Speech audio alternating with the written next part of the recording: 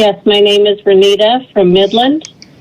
And I just wanted to thank Nikki and Tom for the great job they're doing standing up and representing the people of this state of Michigan for students, parents, and community members.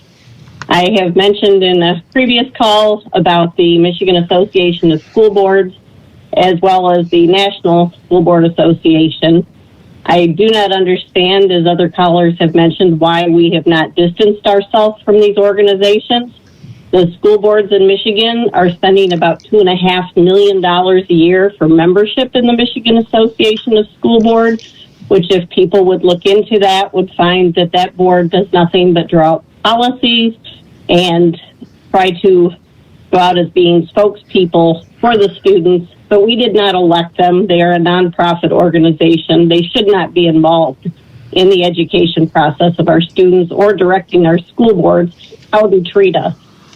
I would ask that we distance ourselves as school boards and also as others that are working with the national, that would also be cut off. Further, I find it quite ironic that there's now this push for counselors in the public schools when this pandemic has been allowed to create a huge deficit in the mental capacity of our students. The fear, the trauma that's been created by the rules that have been put in place, teaching kids to be responsible for the health of the adults around them, which is something as a child we were never taught to do. And further, the fact that the funding is being used for like the ESSER free funds has been mentioned that that's going to be used as something for social emotional learning.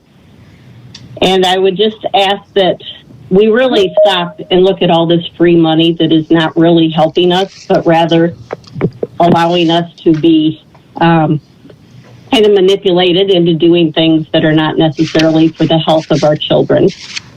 And the final thing is the liability of the decisions that are being made. I've asked that locally of our superintendent and school board. Who's taking on the liability when all of these decisions that we keep making cause harm to our youth and our children?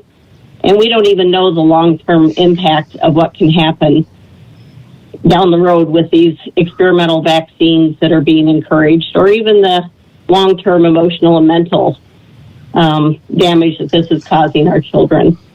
And I just want these things to be considered. I appreciate your time, and thank you. Thank you.